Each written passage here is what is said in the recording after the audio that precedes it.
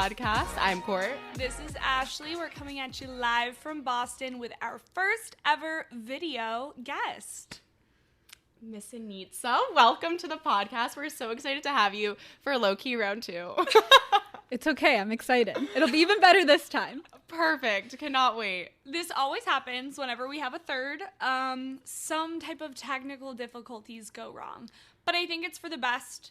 Now we're cozy. We're on this couch. We've had like 2 hours of chatting. So Got we're my like coffee good to in. go. I'm good. Yeah, Exactly. We're wired.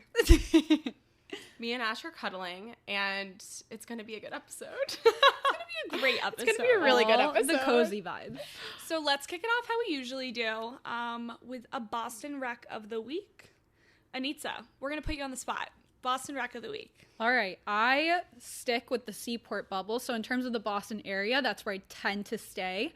There's a restaurant called Nautilus. So if you're looking for a girls' night out, you get to dress up, have a good cocktail, and some apps.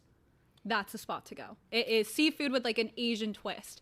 I love that. I have not heard of it, so I think us three need to go together. Yes. Right? I think that'd be fabulous and much needed. This is also teaching me right now that we need to get out of the South End and the Back I Bay feel like we area. can be good for one another. Yeah, right? We could swap recommendations. Yes. We can bring each other out of our little individual neighborhoods. The It'll be coffee so shop great. we went to was so cute too. I've never seen that before. Oh my goodness. Oh yeah, we took Anitza to Greystone, so So those good. in the South End know. But it's so true about staying in kind of the bubble that you live in.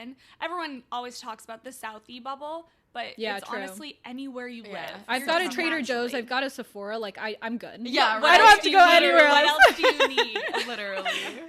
Well, thank you for sharing that. I cannot wait to plan our little GNO. Yes. Let's get into just like the episode in general. We're so excited to have you. Of course, you have a brand that you're building on social media called Beauty by Anitza. But before we get into any of that, who is Anitza? We want to hear about you. And super excited. Let's just hop in. All right. Loaded question. So let's see how this goes. To put a summary or label to it, I am a digital strategist. I work in social media marketing, email marketing. We have so many different experts across digital channels, which is awesome. I am obsessed with beauty, coffee lover, and I have the travel bug. I've moved 13 times. I've been on the north, east, west, south coast. I've been all over. So a little bit of a nomad that way too.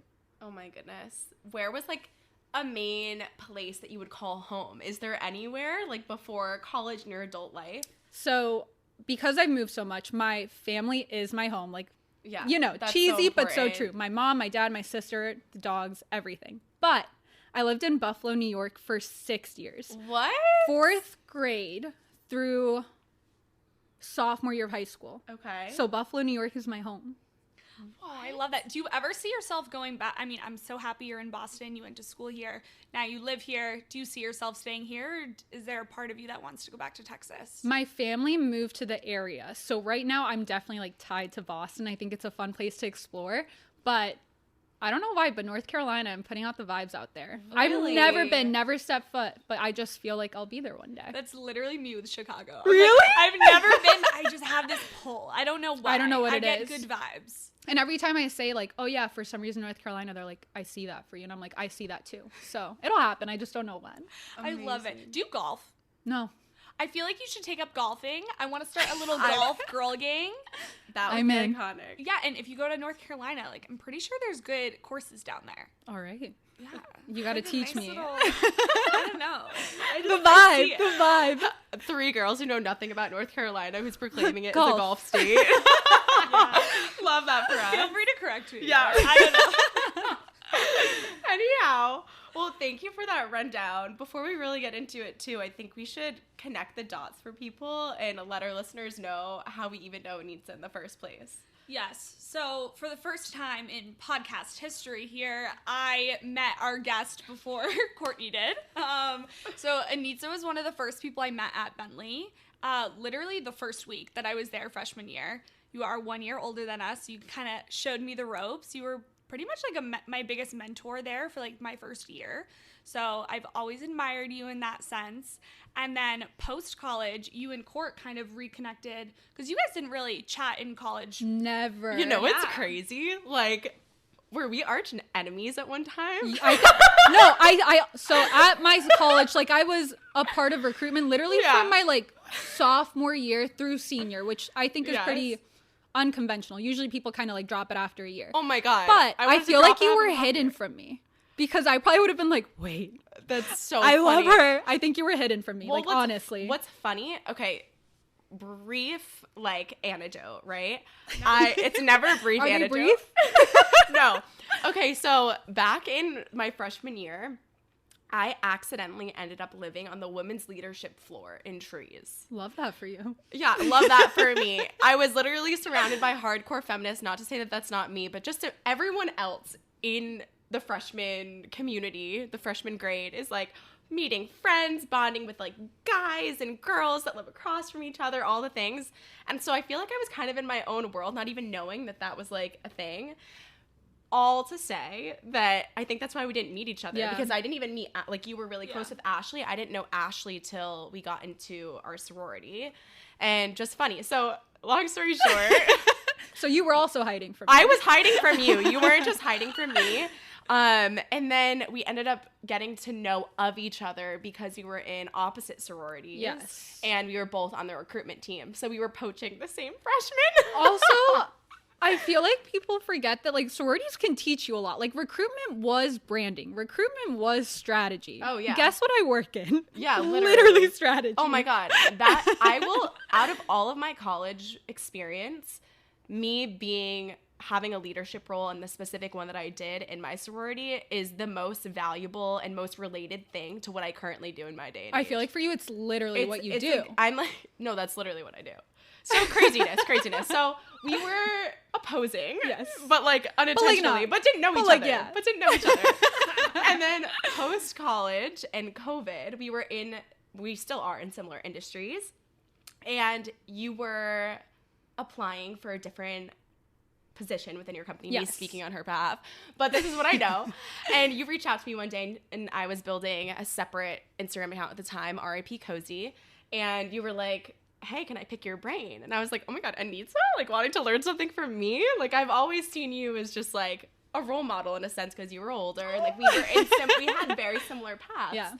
And so that's how we reconnected. And then we were both kind of like building our own things, and we became social besties. I feel like that's a common theme, particularly when you're building something on social. I feel like you just gravitate towards others in your past life who you really didn't connect with, but who you want to support now. And we've been supporters of each other ever since. I feel like that's one of my favorite parts of like branching out, creating my own presence, because like you get to figure out the people who are like really rooting for you, the people who want to continue seeing your content, but also you make such valuable friendships and connections that you wouldn't have had otherwise. Like Ashley, I remember you from college so well, and like freshman year you were the girl with like the fantastic eyelashes, and like that hasn't changed one bit. Shut up.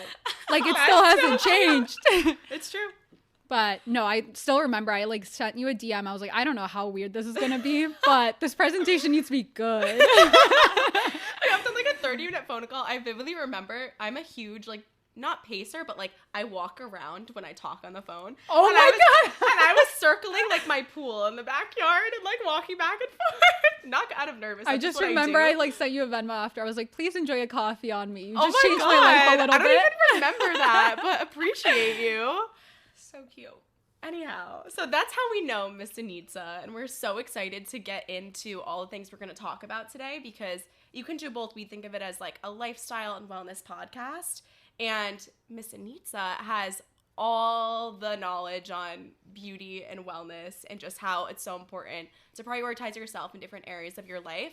And you have a lot of tips and tricks and knowledge that we don't have in the makeup and beauty space. So should we get into it? Oh, let's do it. So I think before we jump into Beauty by Anitza, I think it's important to kind of tell your background and what drove you to start it.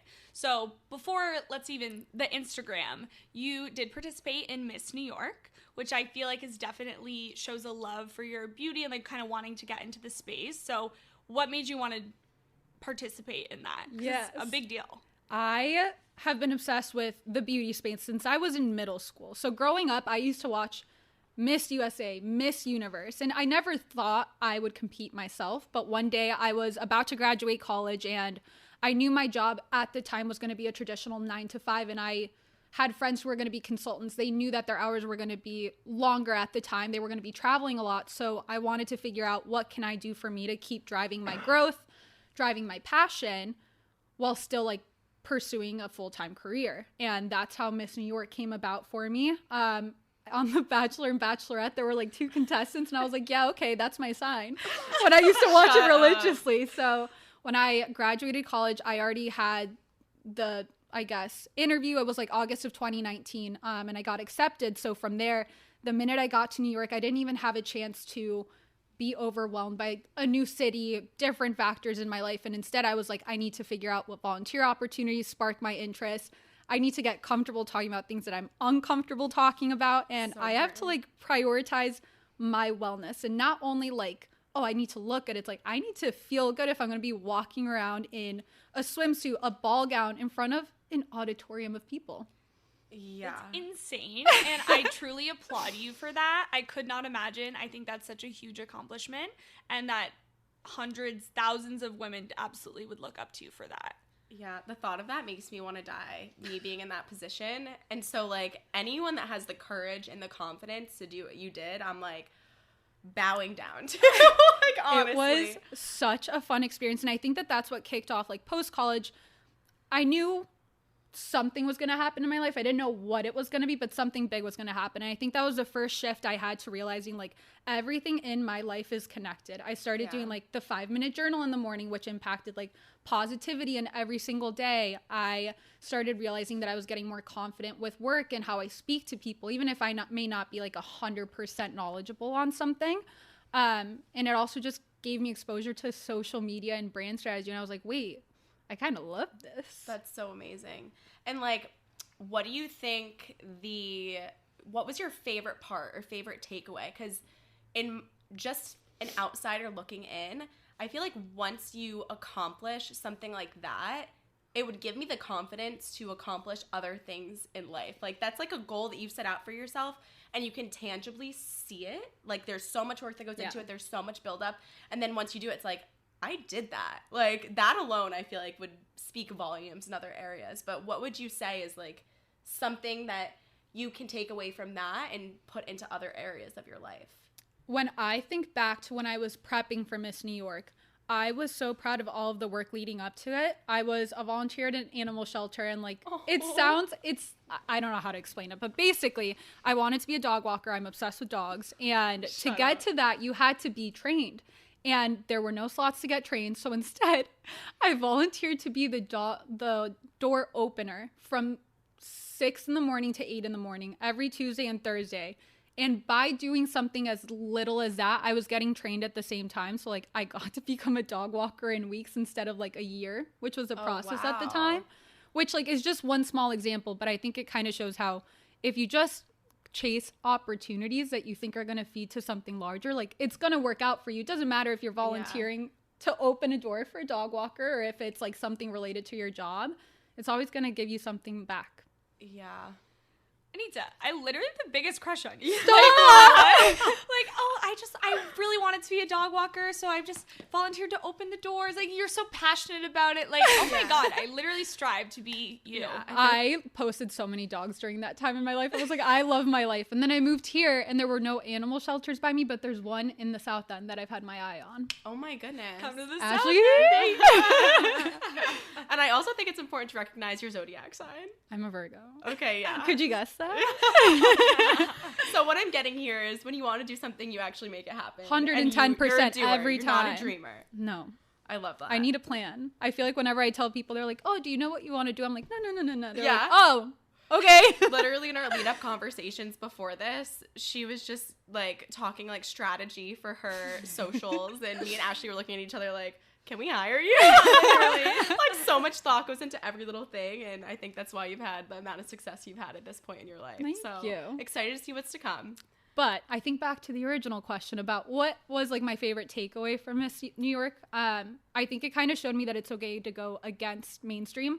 We went to a business school. Everyone had their passions, Big Four, whatever that job was. But it's okay to break away and do something different. And I think that that was the first time that I realized, okay, something worked for me that's maybe a little different from what I see day to day. Let me keep going with it. So that's what gave me the courage to reach out to you randomly about a job opportunity. It's what gave me the opportunity to create an Instagram account that like I've been technically wanting to do for a decade now, that I just was like, okay, it's time.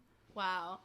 So I think this is a great segue into the Instagram account. All right. Beauty by Anitza. If y'all haven't checked out the Instagram handle by now, you definitely need to go there and see for yourself and to contextualize the episode. But tell us about the whole reason you started the account, what led you up to that point, and then like what goals you have for it and how it's grown since you've started it. Of course. So I started being obsessed with beauty. I mean, since I was born, but really like middle school, I was the girl who had like a notes app of all my favorite YouTubers. I would be at home playing and trying to make like winged eyeliner. Like that was my passion.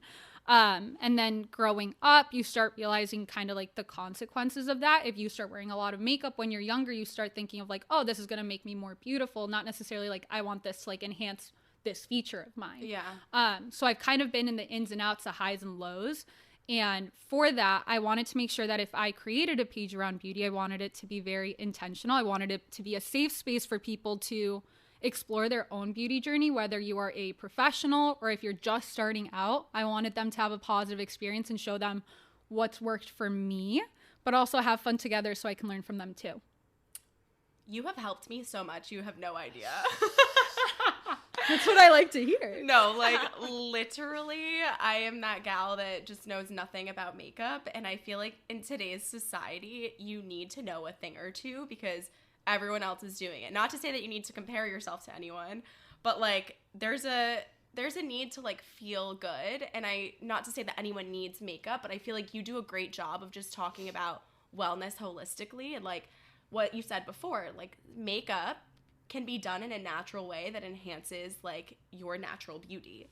And so you're like my favorite go-to person to be like, so I have really dark circles near my eyes. And how do I brighten this shit? Like, and that's what I love. Like, I feel like by starting this account, I've had a lot of conversations kind of be directed my way where it's like, hey, have you tried this? And I'm like, no, but this is what works for me. Or, oh, I think this would work for you. So I think that being able to also customize it to the person I'm talking to makes it so much more fun too. And then the other thing I just want to say about your Instagram is, I said this in our previous recording, so like I'm literally repeating myself for us, but it just feels very genuine and approachable. And I think breaking into the barrier of beauty, it can be really intimidating. So anyone who's listening that's interested in beauty and wellness and kind of the whole package, I really think you're such a good follow and a great way to like get the basics down, you know? So I love that. Thank you. I remember when I was in college, I took a consumer behavior class. If you're in marketing, take that class. But I had a research paper on what beauty means to different people. And I did a survey of like, when you're doing your makeup, what does it feel like? And most people said it's a chore. And I was like, no, it's supposed to be a ritual. It's something that makes you feel good. Like when I'm having a bad day, I'll sit down and do my makeup. And I wanted to find ways for people to enjoy that experience instead of, again, like trying to hide something that they're not necessarily as in love with, because that's just not what it's about. that is so true. I feel like I've never heard it put that way before. Same. All from a consumer behavior marketing class at Bentley University. Life-changing. Life-changing. Wow. And also something that you touched upon that I want to make sure is included is like you, when you were younger and you decided that you loved makeup and you wanted to experiment with all these different things, like you ended up going to your dermatologist and they kind of like gave you a slap on the wrist. Like, this is actually not doing great things to your body. And it's important to recognize that every person has a different experience with different products, and that you provide this like open space where you're like, this is what works for me, and I can help you kind of experiment and find what works for you. And I feel like you just provide so much education and like valuable content that it's relatable to anybody. And I feel like one of my goals is being able to help people while also making sure that they know you are allowed to experiment. You're allowed to do what makes you happy. This is what works for me. But especially with, I was a sophomore in college. I was at the peak of like primer, foundation, contour, liquid products. Like, I loved it. I loved the process, but it led to cystic acne. And my dermatologist, I had never gone to one before, said, you need to let go of all of these products that are clogging your pores or ruining your skin. You're not letting your skin breathe. let's start from the beginning. And it was horrifying, but now I still use those same products today. So when that Makeup by Mario foundation came out, I wasn't tempted because I'm so happy with the products that were recommended to me. I don't even know how far away that was, probably like 6 years ago, 8 years ago. Like, I still use the same ones. And I always bring that up to people too. Yeah, so you're not like hopping on all the trends, being like, you need to try this product. You're not like you're more of a conscious consumer and user of products. 100%. And when I first started the account, I didn't let anyone know I had it, but I created my first post and I was like, this is what you can expect from me moving forward. And here's what to not expect from my account. And one of them was trying all of the viral products. I'm like, I just don't need that. I'm happy with what I have. If I choose to add something, it's because I love it 110%. I think that's gonna that just speaks to your community too. Like, as you grow, they're gonna be following you because they know that they can rely on the products that you're actually sharing. I'm starting to see that a little bit more and more. Like, there's certain products that like I just can't shut up about. Like, I'll keep talking about them until I have no more hair left, until I don't have any other makeups to try. But like, there are certain products that people will still message me, be like, wait, how do I use this? Or, hey, what does this product look like? I'm at CVS right now. Which is like, I'm starting to realize kind of the impact of my voice, which is really cool to see too. Love that. All right. So moving on from specifically Beauty by Anitza, because there's so much more to you than that brand. And I feel like you're just such a person, even speaking from your Miss New York experience, like you like to involve yourself in a lot. I feel like you have a lot going on. You're a Virgo, you have side hustles, you have passions. And one of those being Sleepy Tie. You just had like a part-time job, but experience to get close to a beauty and wellness brand. So I want to hear all about it. Yes. So Sleepy Tie is an invention to help protect and prolong the styling of your hair. I use it almost every single night. And it's a brand that's a friend of mine recommended to me I would say maybe like a year ago. I tried it. I started falling in love with the product. I started posting about it more as I got more comfortable using it. So I started just kind of building a relationship that way with their social media manager. And randomly one day they posted they're looking for a seasonal sales associate in the Boston area, and it was going to be part-time. So I, for some reason, thought that it would be a step towards entering that beauty space even more. I'd be able to make more friends around the area. Keep me busy, which I love being busy. How do you even have the time to do that? I don't know. Your toes are dipped in so many different pools. I'm starting to realize that. People are like, what do you do? I'm like, everything. But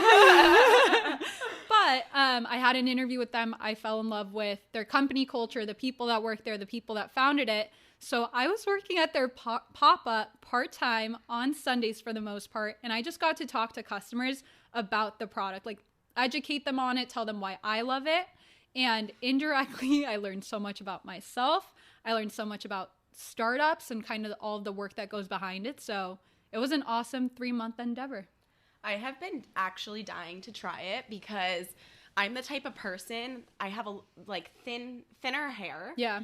And if I like shower the night before, and even if, regardless of if my hair is dry or wet by the time I get to sleep, I'll wake up the next morning and I have bedhead. Like, there's no way around it. Like, even if I try to take a heat tool to my hair to try to, like, counteract it, it just doesn't work. And Sleepy Tie literally is like some variation of a scrunchie where you put your hair in a bun and then you let it down and it just automatically looks like you have this blowout for some reason.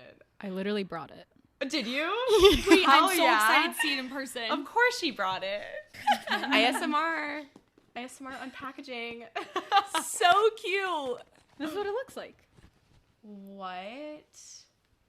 This is crazy. Like, how did the founder of the company like learn to do this herself? You know, she taught herself how to sew. So she owns a hair salon over in Framingham, and during COVID, she was just tired of doing her hair and waking up, and the next day, like, she has naturally curly hair like I do. So she would wake up and she'd have the curls or the kinks. And by using this product, I have no idea how she thought of the design. Yeah. She literally created a life-changing product that I'll use for the rest of my life. I feel like we're on Shark Tank. I know, right? Me Please, too. how I need did a the founder, demonstration. I need a demonstration.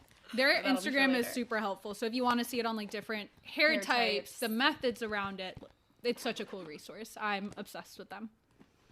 So I kind of pivoting a little bit, but like, so with you dipping your toes into all these different areas, how do you balance it all? Like for someone who's truly doing both in so many different aspects, like what's your number one tip or something for people to I need tips. Yeah. I wish I had the answer. Are you sane?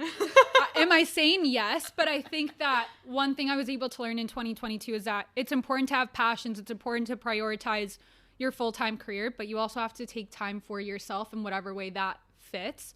For me, I have started working with a life coach very recently to try to navigate how I can continue to be the passionate, motivated person I am while still prioritizing myself at the end of the day. So I don't have any tips yet. I just know that I'm kind of on the path to wellness myself because I think that beauty is all connected, and part of that is your mental wellness and keeping those cortisol levels low, because mine are definitely not.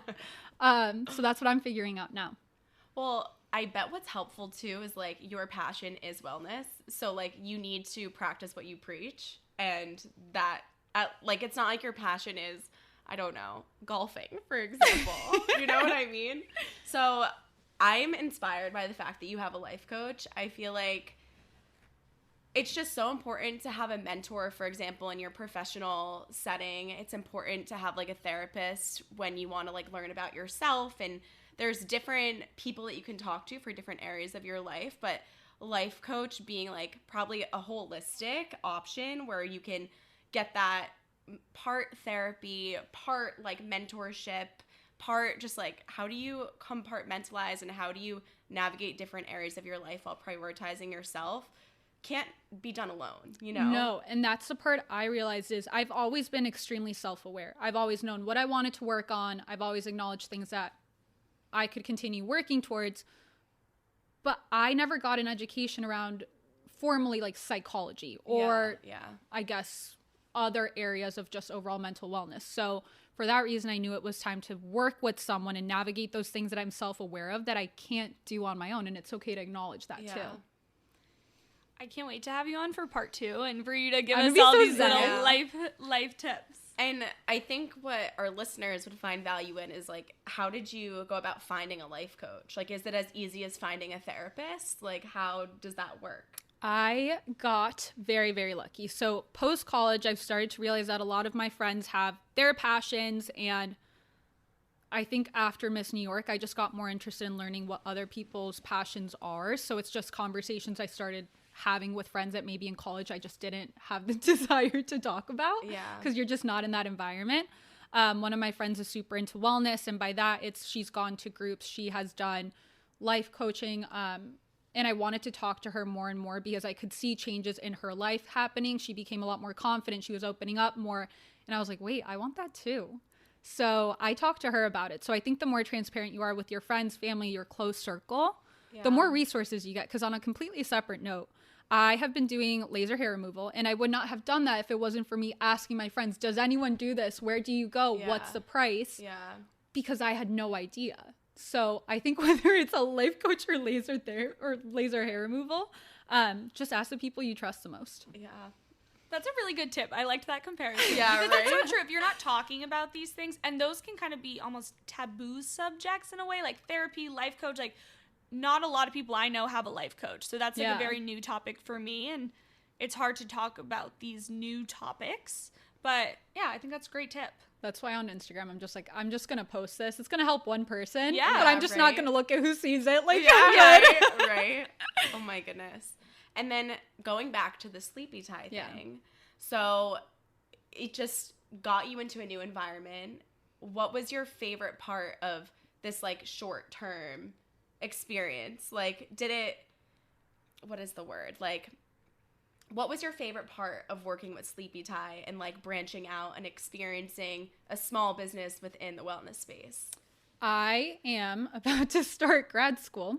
In 2 weeks. As if we didn't have enough. Casual. So I'm going to that grad school with the mentality of tapping into a new network, learning a lot more about not only entrepreneurship, but also how you can apply that to a corporate setting if you want to pursue something yourself. I see a lot of value in that regardless of if it's a big company, small company. So for me, Sleepy Tie, I did not realize it at the time, but it was going to help me establish a whole other skill set that I didn't know I had. I was talking to people. I was the face of the brand for 6 hours, let's say, from 12 to 6 every single Sunday, talking about what is Sleepy Tie? How do I use it? How does it work with my hair? And people would literally leave and have other customers come in and be like, she's good. Like, you're about to buy more than one. Watch out. And I was able to bring that back to my job and be like, hey, when I'm passionate about a topic, when I'm passionate about something, I am a fantastic saleswoman. Like, here's how that went for me. How can we work on that in the future? So it's something that I like included in my performance review, and through a life coach, I realized everything's connected. So even though it's a side passion or side hobby, it's not something that I have to hide. It's something that, if anything, I can bring back and be like, hey, these are skills that I learned on my own. You didn't have to spend time or money doing it. What can we do about that? I love that. That's so motivational. Like, if that's not giving you the motivation to try new things and branch out a little bit more, I don't know what would. Because at the end of the day, like, you are a product of your environment and your experiences. So if you're not putting yourself out there and trying new things and meeting new people and, like, testing whether or not you'd be interested in, like, a sales associate role, like, you're just never going to know. You're a culmination of your environment. And I feel like you do a really good job of testing it all. And I think what's crazy, and like I've been talking about with the life coach, is that everything's connected. So when I think about Miss New York, it was an experience for me to be able to be almost like a brand ambassador, put myself out there. Yeah. Sleepy Tie, I was an ambassador for the brand, again, for those 6 hours on a Sunday. But again, it showed me like that it's all connected, and all those skills can just be relied on more and more. Literally. What should I do next? Just kidding. I'm like literally drowning trying to stay afloat with my current life. You're doing fantastic. Thank you so much. That means a lot from you. All right, so I think we should move into social media marketing. Okay. So, Court, you can probably intro this better than I am. I'm sitting here with two marketing girlies. My tech background is not serving me well, but I feel like you've got the social you're like part a down. Content creator 100%. Yourself. Yeah, kind of. But I like think you are. it's So, you worked in marketing in a corporate setting. Yes. But also now you kind of do this as a side hustle and a hobby.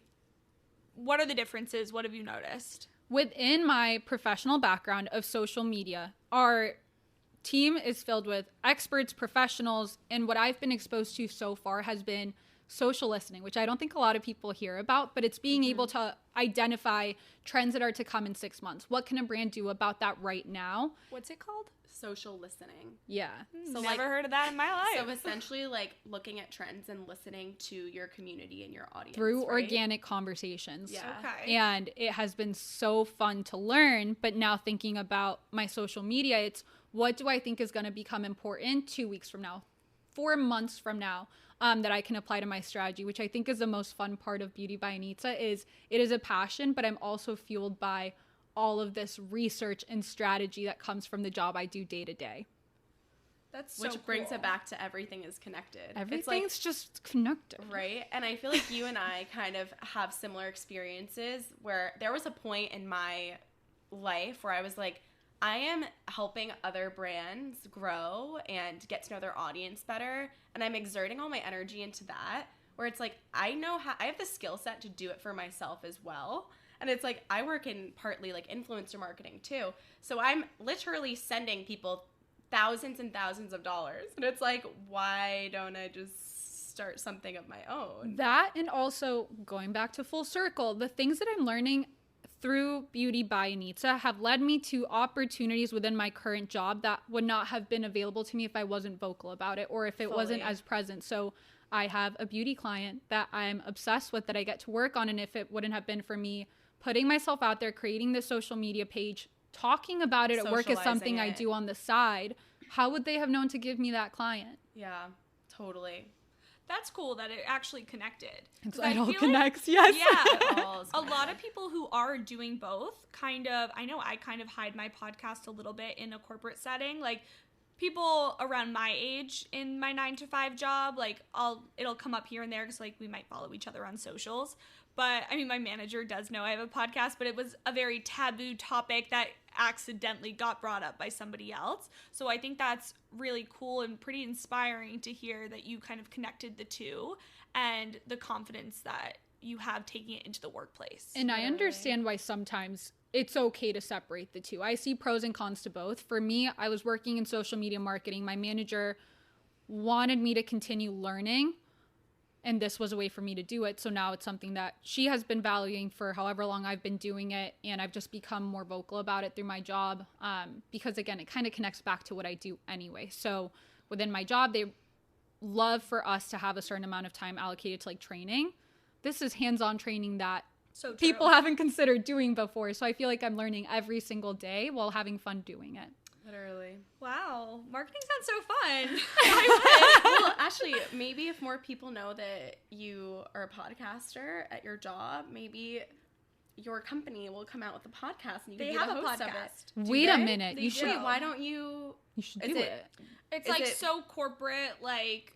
But like that's when you can like oomph it up a bit. Yeah, it's true. So I'm on like a committee, the Women's Business Alliance, and for Women's History Month in March, we're trying to get speakers and stuff, and the whole thing is women who tell our stories. So women in the media as well. That. So we were talking about podcasters and like people on social media, and so like I spoke up a little bit, but I couldn't come up with one person that would really represent it. But like in a way, I do feel like the podcast could potentially become integrated. Yeah. I'm just hesitant because some of our topics are not. I work for a very like finance firm who just recently got rid of like the strict dress code. Like 5 years ago, everyone was wearing suits. So I'm slightly hesitant. I like to keep it separate, but in a way, like absolutely, that's a possibility. Yeah. No, and I think that it definitely depends on the setting you're in. But I still think that there's skills you learn from the podcast that apply to your job. So if they ever want you to like explain something to someone, like you're very eloquent, you're very comfortable talking in front of a mic. Yeah. So also, you can do it. One thing I will say about that, so my manager does kind of know that I have a podcast. I fill him in every now and then. He's not like listening, thank God. Although if you're out there, you never know. You literally never know. I know for a fact some of my coworkers listen, and I'm like, what episodes do you listen to? Yeah. Oh, I always like get nervous when people are like, oh, I've been watching your social media. I'm like, what have you been watching? Yeah, right. But it's almost kind of painted this picture that I'm a great public speaker. Yes. I'm super confident.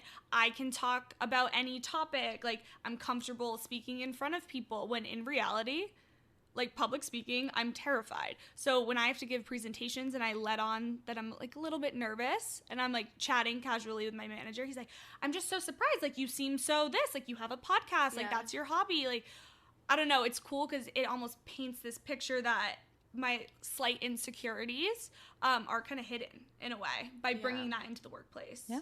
And also like it can help you like manifest yourself into something that you're not, like, and people thinking that you are a great speaker. It's more mental for you, but nobody else needs to know that. Yeah, it's like people recognizing that you are up here will help kind of close that gap between your insecurity and, you know, your reality. Imagine if one day your company has like a panel and they just ask you to be the one, like the host or the MD. No. Yeah, literally. No. We're cutting that out. I'm dead. Low-key manifesting. Oh my god. Okay. Where were we? Okay, wait, we have a good question in our little outline. How do you find balance in your social media marketing on the personal side? So yes, we talked about integrating it, but balancing and kind of separating the two when needed. Yeah. And even like high level, how do you balance your relationship with social media? So true. I feel like it'd be easier to get burnt out in a way. Yeah, when it's your job and your passion, similar to me, like how do you keep a healthy balance and relationship with it? Like overconsumption in a way. Yeah. That's so true. And regardless of if Beauty by Anitza existed or not, like I would be consumed by social media. Yeah. I think in terms of finding balance for my content creators out there, or content creators that are in development, I love batching my content. When I'm doing anything that's beauty related, it's because I have the time for it. I'm at peace. I'm not stressed. So if I have to miss like filming, fine, that's okay. But on weekends, like I literally dedicate like my Saturdays or my Sundays, and it's when I just get to create content. I'll come up with the concept, I'll come up with the post, and then if I have time to create captions, great. If not, I'll just do that a couple minutes beforehand and then I post it. But batch creating has made my life a lot easier. And then setting an intention of like, what does my schedule look like? Am I posting 3 times a week, 2 times a week? The answer is not wrong, but like, what do I want to be consistent at? And in terms of overconsumption of social media. I have been using TikTok to my advantage. It's like 1/3 of it is things related to my job. Like, what are the really cool newsletters out there? What are the cool websites that are going to make my life easier? The other third is social media. Like, what is trending when it comes to being a content creator? What are the helpful platforms? And then the other third is, what are the really cool products that are out there right now? What's trending? What are the trends? So those three all play to my advantage, honestly, in terms of finding balance. So you're talking about that being the content that's served on your For You page? Exactly. Okay. I'm using the algorithm to work for me. Okay, that makes sense. So intentional. Right? I love that. I know. How do you know, or like, tell us about comparison? Do you ever kind of compare yourself to other people on social media? Because I feel like that's something that happens unintentionally, and like even when you don't want it to, because there's just so much out there to be consumed. How do you make sure, and I don't want to assume that you compare, but like, how do you make sure that you're using it to your advantage? Like you said, like, how did you curate this For You page to work in your favor? Because I feel like you get consumed so much BS that it's hard to tune out sometimes. Growing up, I have always been naturally a very competitive person, has played to my favor, but that includes comparison all of the time. And I just honestly got tired of it. I was like, I don't know what's going on in this person's life. I don't know what led to this person's success, but let me think of it as a learning lesson. So when I look at other creators who have similar following to me, or if I'm looking at bigger creators, it's not I'm jealous of what they're producing. It's more of how can I get inspired by what they create. So when I'm looking at my TikTok, it's not, oh my God, I'm jealous of this person's like lifestyle. It's, I like how they did this format. How can I bring it back to my niche or within the content that I want to create? So I think of it as a resource instead of like, oh, everyone's doing this, so I need a copy. It's no, I see this viral sound on TikTok. I know it'll eventually hit Instagram. How can I bring it back to my niche in order to like build more brand awareness for myself? So I always bring it back to like, how does it apply to me as an individual instead of how is everyone else using it? That's a great perspective to have, and I feel like translate to so many different areas outside of social media. So I'm happy you said that. To close us out, we're gonna finish up with some quickie questions. Yes. So probably should have pulled those up first. I know, me too. Let me get my iPad out. Okay. I got my products out. So, first one, what is your favorite beauty hack? Think about it. No rush. No rush. Wait, what products do I have in my kit to share? So, I actually have something in here. So, I am Mexican. I have a lot of hair all over my body. And like when it comes to shaving my armpits, I actually have to do it every single day. This is like an example of me being very transparent. Epilating. Oh, what is that? Think of it as like little tweezers that literally pull out the hair, but it's like, oh shit. Like I'll do it over here so you don't hear it, but like you do that. I only do it once a week. Like I don't have to worry about my armpits. I don't have to shave. What? And I've that way, never like heard of that. when you think of like laser hair removal, that can be an expensive investment. You do it one time, you probably have to buy another package and keep doing it. I think it's worthwhile, but not for my armpits. So this is a way that I am able to remove the hair, do it on my own time, and not have to spend a ton of money like every single week or every 4 weeks. Because right now everyone's doing like waxing on themselves on TikTok. I'm not doing that. No, that hurts too much. No.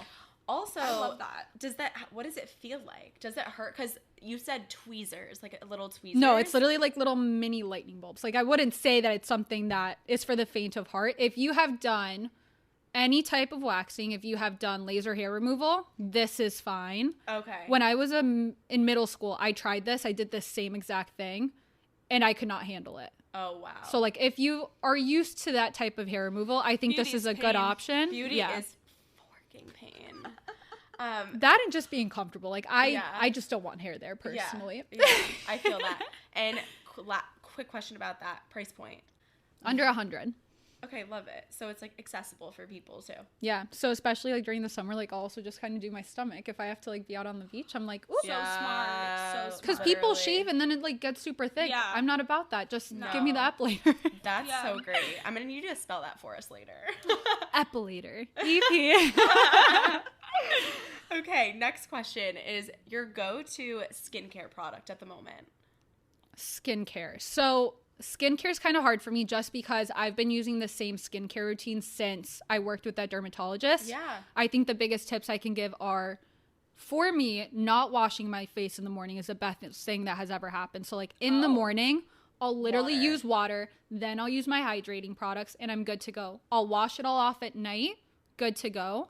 But that way you're not over exfoliating, you're not using too many products that might actually be stripping down your natural oil. Exactly.